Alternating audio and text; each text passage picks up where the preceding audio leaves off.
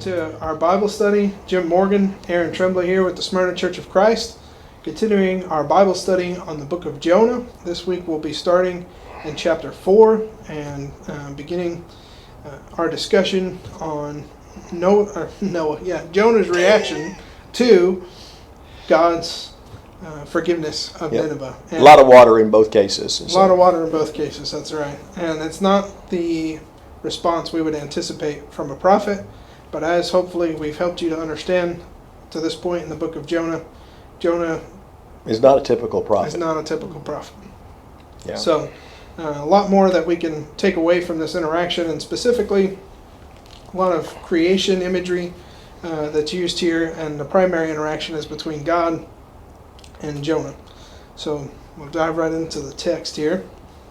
Jonah chapter 4, beginning in verse 1, says, "But Jonah was greatly displeased and became angry. He prayed to the Lord." So this is Jonah's second prayer that we have. And by the way, this gets my vote for the most bizarre prayer in the entire Bible. Even more than chapter 2? Oh, even, yes. So Jonah begins his prayer and says, "O Lord, is this not what I said when I was still at home?" So this gives us a kind of fly-on-the-wall perception of Jonah before he ever gets on the boat and leaves. Yeah. We know what was keeping him up at night, and we know what motivated him to turn and run away from God. And it's this nature of God that we learn about, that God is a forgiving God, and Jonah does not like that at all. No, unless it's him and his crew. And again, just as a reminder, Jeroboam II is one of the most evil kings. 50-year reign, we don't read about a single good thing that he did. So Jonah is delighted to be delivering messages to him. He's proud to be the king's prophet. And as long as God is forgiving Israel, everything is absolutely fine, but he's not up for anybody else getting it. That's right. And as we've been talking about, one of the tensions in Jonah is the tension between divine justice and divine mercy, and Jonah wants to be the one to decide. He feels qualified to determine who's worthy of mercy and who should get the judgment. And it always just happens to work out that Jonah and Israel certainly should be the benefactors of mercy no matter what's going on, and anybody else should get judgment. Yeah. And so Jonah's contention with God is, I knew that this was what you're going to do, even when I was at home. Is this not what I said about you? That's why I was so quick to flee to Tarshish. So, like you said, a very bizarre prayer, and certainly Jonah is putting all the blame on God. Whose fault is it that Jonah fled to Tarshish? It's God's fault. It's God's fault. You shouldn't have asked me to do this. It does also put an end to all of the arguments about how Jonah had some great good motive. He lets you know. He said, "This is why I didn't. This is why I went to Tarshish, and it's not because I figured that we could save these people or what." No, that all of that nonsense is off the table at this point. And it's really interesting because this may be one of the very few cases in Scripture where what God is being. Someone's contention with God is, you're just too forgiving, quite frankly. And I knew you would be a forgiving God, and that's why I don't like you. That's usually not what we hear. That is usually not what you hear. I knew that you are a gracious and compassionate God, slow to anger, abounding in love, and a God who relents from sending calamity. Now, if that's not the worst God I've ever heard of. Yeah, I mean, who in the world can follow a God like that? Yeah, I mean, it reminds me of a story that Tommy Lasorda, the Dodgers manager, there was an umpire and he that never got along. And so this guy had thrown Lasorda out of more games than just about anybody else. So one day, the umpire, just made this horrible call. So Lasorda goes running out, and there's all of these thousands of people sitting there in Dodger Stadium. And Lasorda starts, yelling at him, "You're the best umpire I have ever seen. I cannot believe that we're lucky enough to have you in this game." And he goes on and on and on like that. And the umpire's sitting there and can't say a thing. You can't throw the guy out because he's complimenting you. So, this is what Jonah's doing. "I can't believe you're such a great and compassionate God." So, it's bizarre. That's the only thing you can say about it. And he is referencing God's own description of himself that he gives to Israel. He's referencing a lot of those specific qualities: gracious, compassionate, slow to anger, abounding in love. In that section where God reveals his glory to his people, one of the things he talks about is his forgiveness of his people, his willingness to forgive. And so Jonah's recalling that. So he does know about God. He does know about the character of God, but instead of being positive he's using it in a condemning way towards God. That these are defects in the character of God. And when we look at these, we see compassion as being a defect, or slow to anger. I don't want a God who's slow to anger. I don't want a God who's abounding in love. Mm-hmm. But the last one there, a God who relents from sending calamity. What's the ESV got there? I have the NIV today. Oh, do you? Okay. Well, it's just, the word there, relents, is actually the word for repent. Mm-hmm. A God who repents, changes his mind. Mm-hmm. So, one thing, here's proof that God does change his mind. Yes. Everything's not just, on a tape running out. God can change his mind, and that's what he does here.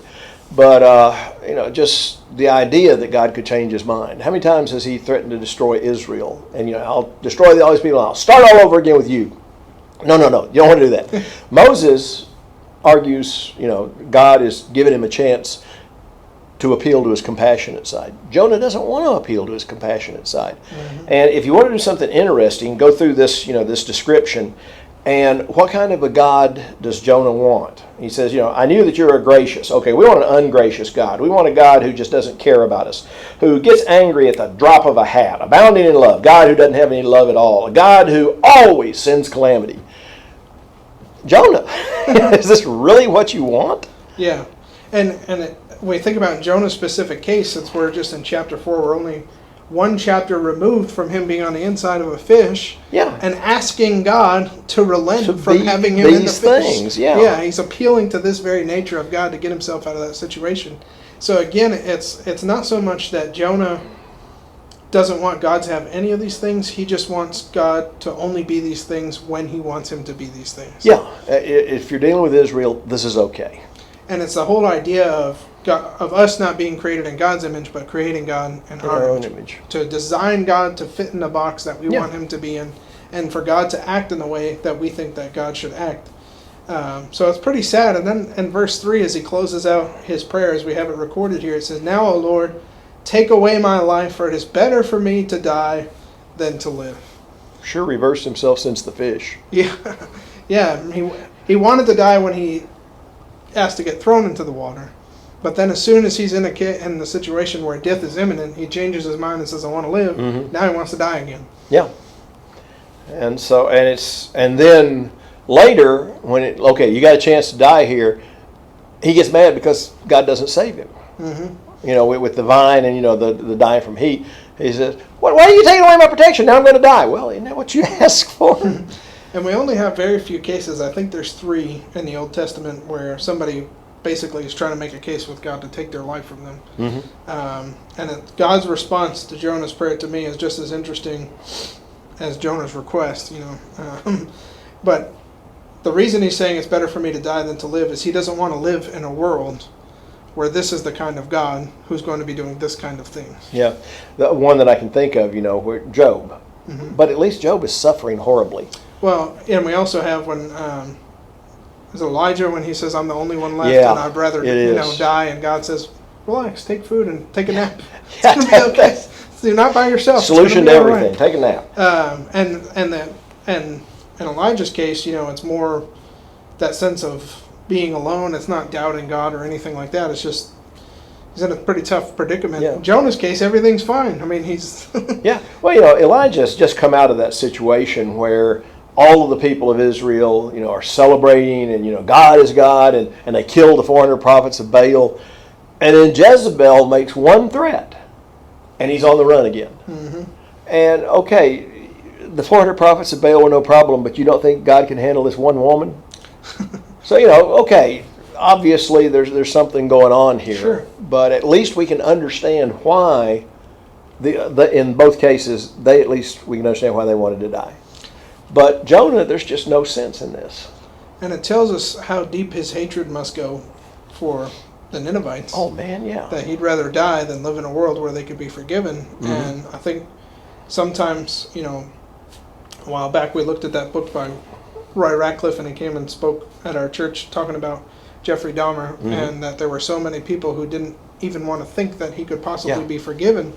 Well, they had called a couple of dozen other people, other preachers, and they said, "No, I'm not coming out there." Yeah, absolutely. And in a sense, they'd rather be dead than live in a world. They'd already decided he belongs in hell. So I'm not giving him any chance to get out of it. And that's where Jonah's arrived with 120,000 people that he's never met before. Yeah. But God saves them in spite of it. So in verse 4, we get God's response. And I love it. It's pretty simple.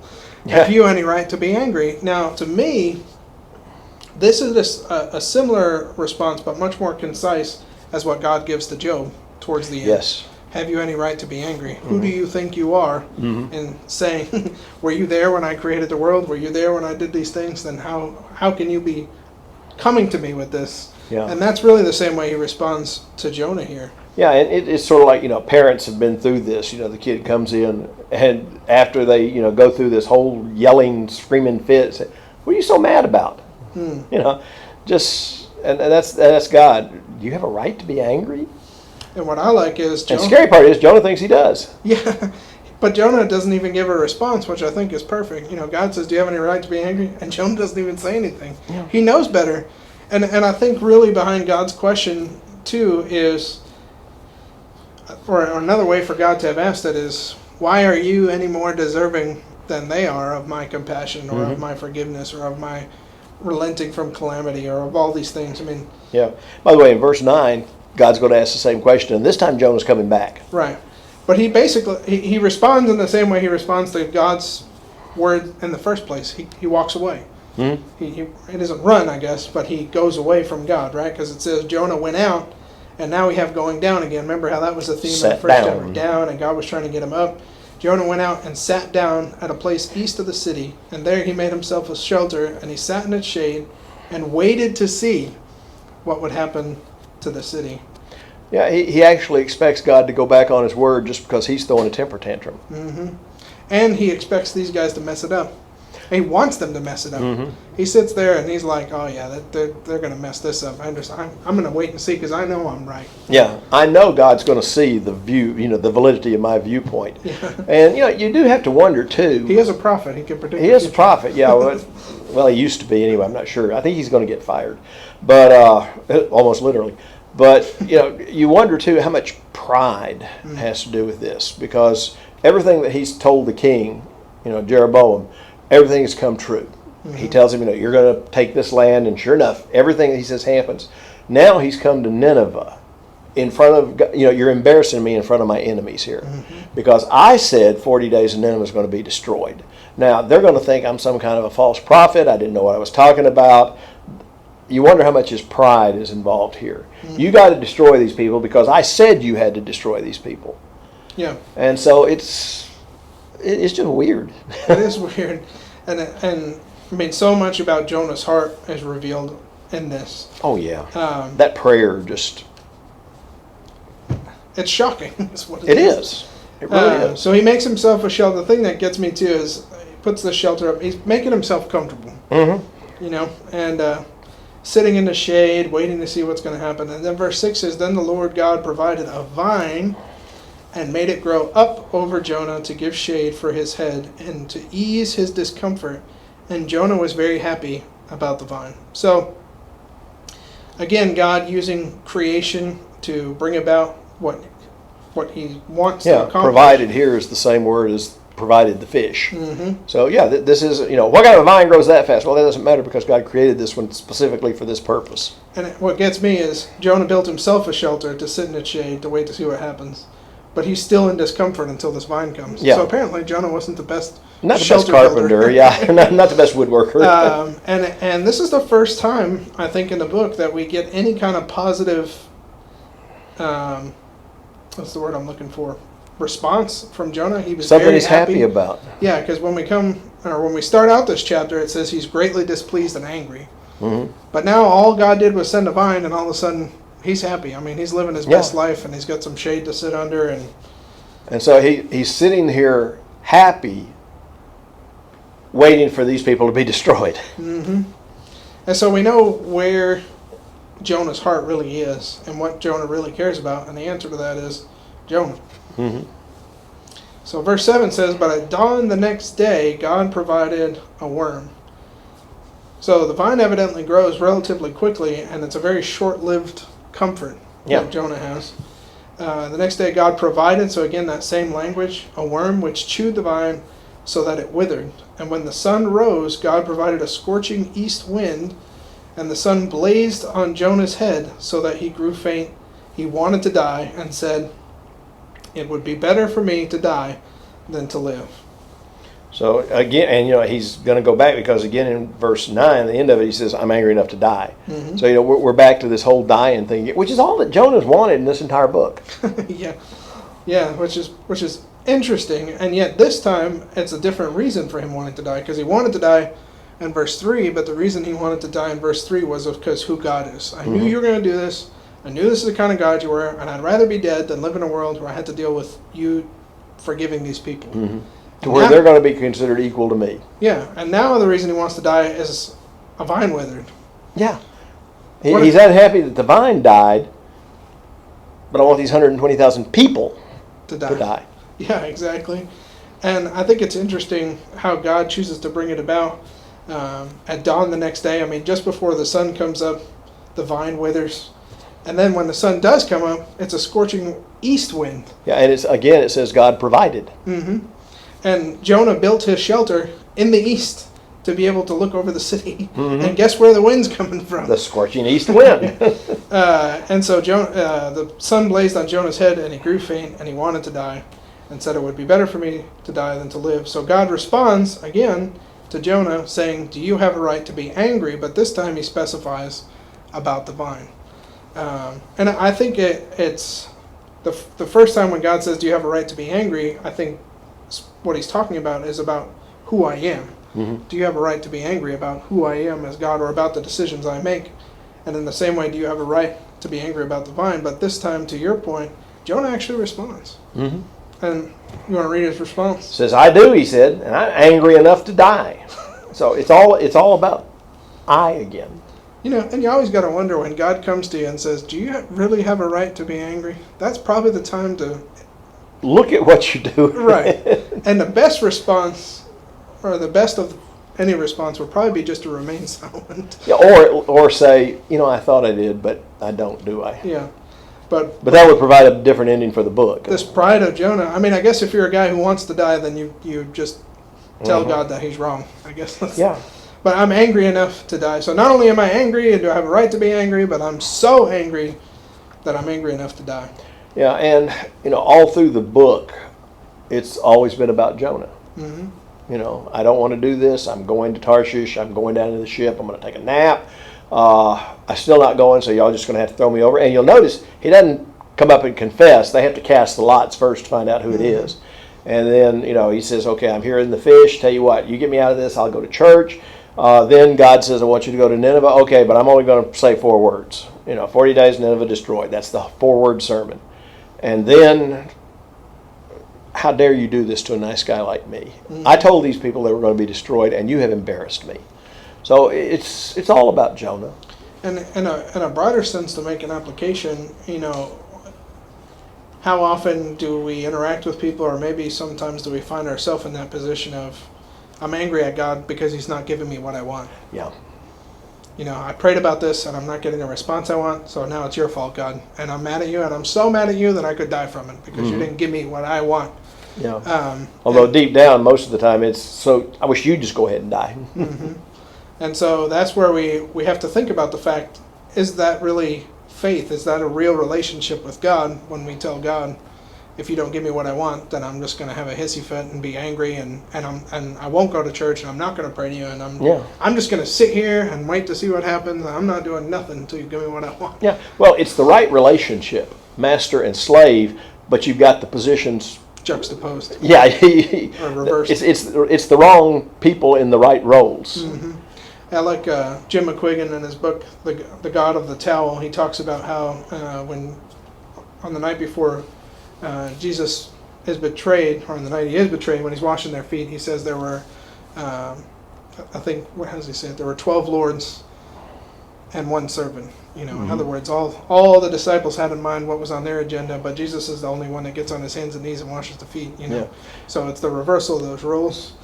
And the other person I think about in this case, and I'm going back to him again, but Job, that's what was on the table in Job, right? Satan says, it's because you give him everything he wants. The only reason that any man would ever worship you is if you give him everything they want. Take any of that stuff away and he'll curse you till the day he dies. And God allows that test to go on, and we learn from Job that that's not the case. Satan strips him of that, of all of those things that he had, and yet he doesn't curse God. Yeah, but he does finally get around to cursing God when his friends, because of what God is doing, his friends challenge his integrity. Obviously you're a bad person. And so instead of just saying, no, I'm not, and I don't know why God is doing this to me, but I'm going to sit here until I find out. He decides he's going to justify himself. He wants to go to court with God. And on the story of washing the disciples' feet, I think it's interesting when you take John, who tells us that story, and compare it with Luke, because Luke says that, and the disciples were sitting there arguing about who was going to be the greatest in the kingdom of God. And again, I don't think that Peter was saying, I have always admired Thomas. I think he's going to be it. And Thomas says, no, you're too kind. Bartholomew, he's the man. I don't think that was... They're all making a case for themselves. Yeah, they're all making a case for themselves. And, the two brothers, James and John. Mom, would you go over there and ask the Lord this? He can't turn down our mother.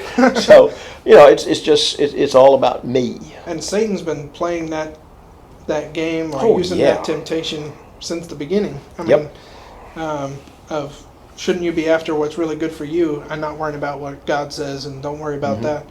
And so Jonah is essentially going through that same experience here, except he's failing miserably. Oh, yeah. And so... and doesn't even realize it. Yeah.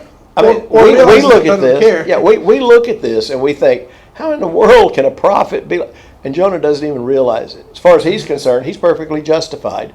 All I'm asking is that you destroy these 120,000 people and give me my vine back. That's right. And even the story of the rich young ruler, you think about what was really important to him. All those religious things were just to add to his comfort. And when Jesus says, sell everything you have, he's about himself. Yeah. And so he's not willing to sacrifice and do those things. Even the rich man, who builds all of the barns. I, me, my... Jonah would perfectly understand that. Absolutely. So verse 10 says, but the Lord said, so God's got some more to add. You have been concerned about this vine, though you did not tend to it or make it grow, and it sprang up overnight and it died overnight.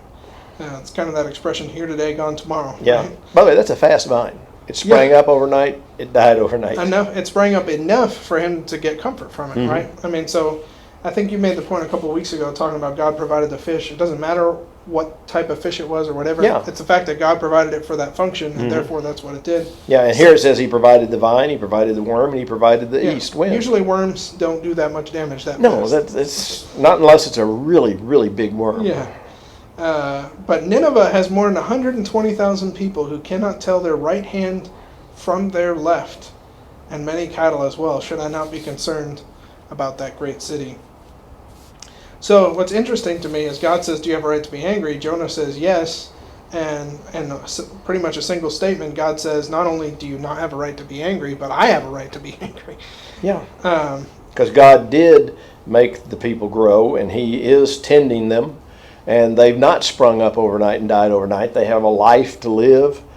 And he says, and I'm concerned about how they do it, and you don't care. And that's really what is bringing this selfishness of Jonah to kind of a climax here, that he cares more about a vine that he only knew for a day, and the comfort that it brought specifically to him. He cares more about that than 120,000 people, whether they're saved or lost. And it's kind of a question of, how do you get to that level of selfishness? And the only way you can get to that level of selfishness is that you're selfish. You're only concerned about yourself, and that's what selfishness is. Selfish. I'm worried about self. I'm worried about me. And to get to the level that Jonah's at, I don't know how you get there. I really don't. Yeah, and I think it's part of it is having a misunderstanding of who God is. You talk about going back to the kingdom of Jeroboam.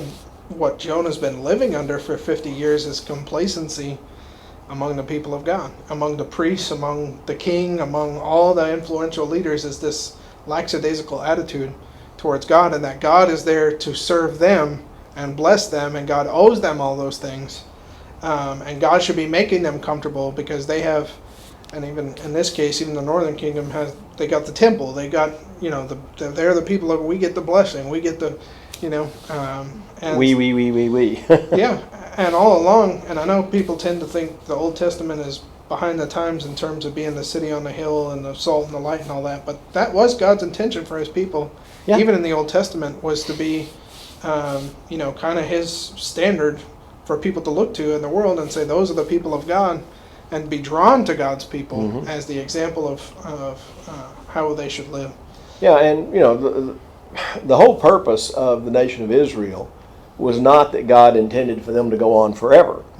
The purpose of the people of God was to prepare people for when Jesus gets here, so that he doesn't come in and there's nobody else, and instead he comes in, there's this core group of people already in place, and all he's got to do is give them the gospel, die for their sins, and then they're going to go out into the whole world, and there's already a million Jews just waiting to get out there and tell people about it. And it doesn't work because they decide that the real purpose is the question that the disciples asked Jesus before he goes back to heaven. Lord, are you going to give the kingdom back to Israel now? That they had gone 180 degrees away from, you're going to take things away from everybody else and give them to us, instead of, you have received much and now I'm expecting you to go out and spread it. And how much different the world would have been if Israel had been ready to spread the gospel. And if Peter really understood Jonah, how should his attitude have been different once he, or post-resurrection, he understands what the gospel is? If he really understood Jonah, how should his attitude have been different about reaching out to the Gentiles? Well, they're unclean, and I don't want to go to them, and and the only way that they can be any good is if they become like us. The whole Jerusalem, as far as Acts 15, there's still Jews who believe that, well, the gospel is really not for these people until they become like us. And Paul and Peter and the apostles have to actually issue an edict. No, that's not the way this is going to work. And for a long time in the early church, to see the Gentiles as second class. They're here to kind of serve us within the church. It was very much Jonah's attitude. People in Nineveh exist for two purposes: to be destroyed or to make us more comfortable. Pick one. But make them our slaves. That'll be okay. Exactly. But and then by the time you get to the book of Revelation, that passage about they say they're Jews but they're not.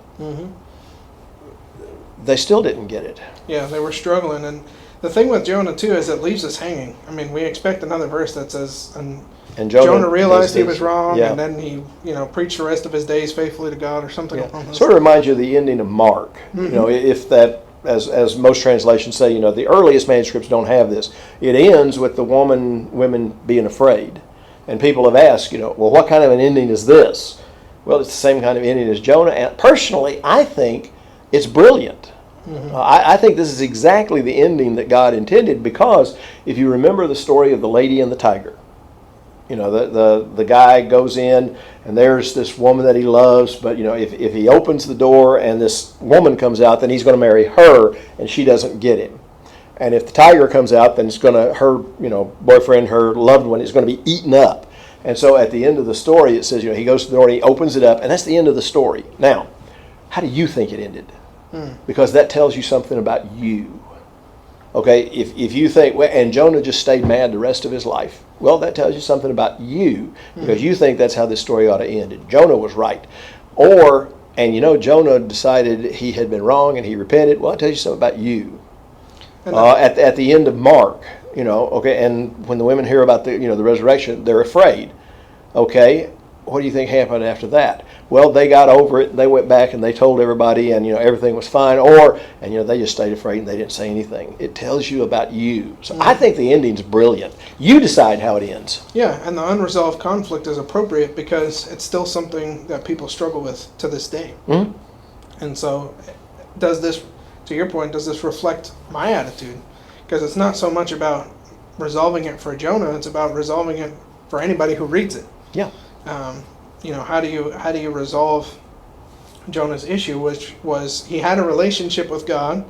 He knew who God was enough to accurately describe him using God's own definition, and yet he missed the mark completely. Yeah. Of what God wanted. And how much of that do we read about in the New Testament, where they knew the Scriptures, they searched the Scriptures, and yet they completely missed Jesus, and they completely missed what it was that God wanted. Yeah. Well, in the book of Revelation, the letter to the church at Ephesus, you're doing all these great works and you can't abide, unsound doctrine, and, you can't stand these false teachers. But, he left you first love. Mm. And so I think that's what's going on here. Jonah was a prophet, but he's left his first love, and look where it led him. And I think categorically he would fit in more along with the Pharisees. Oh, yeah. And the title he has of prophet defines the authority that he has, but not the character of his person. Mm-hmm. And the title of Pharisee tells you what that person's role is and their authority, but it doesn't tell you anything about the relationship that they have with God. And so the heroes that we see in Jonah in terms of faith and the people we would want to emulate are all the wrong people. Pagan sailors, all these these violent people from Nineveh. The king of Nineveh, for goodness sakes. Of Nineveh. So all the people that we look to as we read through Nineveh and that we would want to emulate are all the people we would least expect to associate ourselves with. And again, in that sense, I see Jonah prepping us for the New Testament. Who do we see the wisdom coming from? Who do we see Jesus first entrusting the gospel with? It's all these nobodies that you wouldn't expect to learn anything from. A fisherman? I'm going to learn about deep spiritual principles from these fishermen and this carpenter guy. A tax collector? Yeah, a tax collector. So there's so much unexpected that we learn even in the New Testament, and Paul talks about it even later on in Corinthians. I think it's 1 Corinthians 1 and even pushing into chapter 3, but specifically when he says we're not noble, we're not, there's nothing super special about us. Not many of you were noble, not many of you were of high birth. That you would just see them and expect them to give you something profound. You don't expect to learn anything profound spiritually from a bunch of pagan sailors. Yeah. But you do. In Jonah, you find quite a bit. Yeah. And, getting even past, the pagan sailors and Ninevites. Okay, we got a book here about a prophet. Mm-hmm. And you've got the prophet, you got a fish, you got a vine, and you got a worm. Which one do you think obeyed God? Well, it's the fish and the worm and the vine. That's a good point. They obey God. And Jonah doesn't. Well, and we talk about too, I think it was Wednesday in-person class, that we were talking about free will and how important that is. And certainly God does a lot to try and motivate Jonah to do the right thing. But at the end of the day, he never takes away his free will. And Jonah never stops exercising the wrong side. The wrong side, which is the risk that you take when you give people free will. One other thing I just thought was interesting to make a point about in verse 11 is just what the problem was with Nineveh and the people there was that they didn't know their right hand from their left. They didn't know right from wrong. What's really interesting to me about that is go back to Genesis in the beginning, and that's what they were after, right? To be able to distinguish right from wrong. That's what God can do that you can't do. So Satan sells them on that and leads them away from God. And yet in this case, that ignorance is something that needs to be overcome in order for them to be saved. And when Solomon prays, God comes to him and says, I'll give you anything in the whole world. I'll give you anything you just ask me and I'll give it to you. And Solomon asked for the ability to discern right from wrong in governing the people of God. Some people would say he asked for wisdom, but specifically he says to discern right from wrong. There's something pretty... Give me common sense. Yeah, there's something pretty important to be said for that. And what was it that Jonah was completely lacking? Discerning right from wrong, right? Going back to Isaiah 5 where it talks about you call good evil and evil good. You swap dark for light, sweet for sour, or sweet for bitter. And that's what had happened to Jonah. His definition of good is not consistent with God's. Yeah, well, anytime you think that grace and compassion and being slow to anger and abounding in love and a God who relents from sinning, anytime you think that's a bad thing, somewhere along the line you're not distinguishing right and wrong. And I would venture to say that one of the biggest problems in our world today is people's inability to distinguish right from wrong and good from evil. Yeah. And we were talking about the ending. In a way, we do know the end of the book. We don't know what happened to Jonah, okay, but we do know what happened to Nineveh. Yeah, that's right. Because Nahum is actually the end of the book of Jonah. Because, several years down the road, God sends Nahum to Nineveh, and he says, okay, that's it. You've had your chance, you repented, but apparently they've gone back to it, they've fallen from grace, and now Nahum's message is, you're going to be destroyed. And sure enough, they were. And then after that, we get into the book of Habakkuk, which we've also talked about, where the Assyrians are being destroyed by the Babylonians. So in a way, it's, we've gone in a chain here. We start with Jonah, and then you can go to Nahum, and then you can go to Habakkuk, and you can find out the whole story. Mm-hmm. But just because God forgave them here, and again, I can't help but think, what would have happened if Jonah would have decided, Lord, I'm just going to stay here and work with these people, if world history couldn't have been changed for the better. Yeah, and again, as looking at it with the New Testament, what kind of impetus should that give us in reaching out to the world and not saying, well, they'll never listen anyway, or I really don't want them to be saved because look how bad they are. Yeah. And if we choose to use our faith and the knowledge that we have of God to inhibit people or work against people being saved as opposed to working for them, what kind of impact does that have on the world when the church takes on that kind of attitude like Jonah did? For Nineveh, it had huge implications that there was no real follow-up for them. But I still don't think it changes the importance of Nineveh being saved. Just like God's people, he spares them from one calamity and they go right back to the idol worship, and he says, all right, that's it. You're going to Babylon for 70 years. You're going to spend some time there. It doesn't change the fact that it was good for God. Because some people might say, well, why did he even save them if they're going to be destroyed ultimately anyway? Because it's not this track that's already been predetermined. Correct. You make your own choices. That's right. And God knows what choices you're making because he sees what choices you make. So, it's just one of those things. But it's a very strange little book. Yeah, it is. But I think it has a lot to do with us. And, to your point, I've heard people actually argue, well, we shouldn't be sending missionaries out overseas because there's so much to do here in this country. Well, that's true. The problem is the church is supposed to deal with both. And, that's right. The problem is not, we're going to have to cut one or the other. The solution is the church is going to give more so that we can do both. And that's where selfishness comes back into it. We're not willing to give up so that we can contribute, so that we can work. That's right. So, leave people with the unresolved conflict that Jonah created. So again, I'll just ask you how do you think the story ended? And that tells you something about you. So, well, there's an old saying that all good things must come to an end, and so we just want to tell you this will be the last of our YouTube classes. We are now back to the point where at church we have a Wednesday night class. It's open to everyone. Attendance has been growing. So we've been doing this for about a year, 14 months or so. It was a great thing at the beginning. It's become less and less necessary as we go along, and we think we've reached the point now where we want to issue you an invitation. Come on out and be with us in person. Everything is returning to where it's going to be safe. We want you here. We want you to be able to ask questions. We want you to be able to join us. Come on back, and let's go back to studying the Word of God in person. Our Wednesday night services are at 7 o'clock. Sunday morning we have worship at 9. 10:30 we have Bible classes, and in August especially we're headed back towards several classes, multiple classes. You can choose what you want to study. We think it's going to be a great thing. We think it's going to be the new normal, and we're hoping that the new normal is even going to be better than the old normal, because if nothing else, the pandemic has reminded us this is what can be taken away. This is what you've been missing. So we appreciate you. We appreciate all the encouragement we've received. We appreciate you joining us. Some of y'all have seen practically, if not every lesson that we've presented. We hope this has been profitable for you, but it is time that we're going to call this to a halt. Hopefully we won't have to start it back up again, but we do want you to come. We want you to join us, okay? Thank you. Absolutely. God bless.